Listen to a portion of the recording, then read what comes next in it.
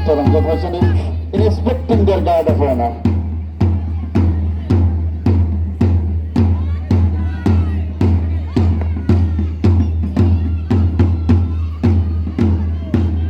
Boy Scouter শেষ এবং তৃতীয় দলটি অত্যন্ত রিক্ত পদভাবে ব্যান্ডের তালে এগিয়ে যাচ্ছে।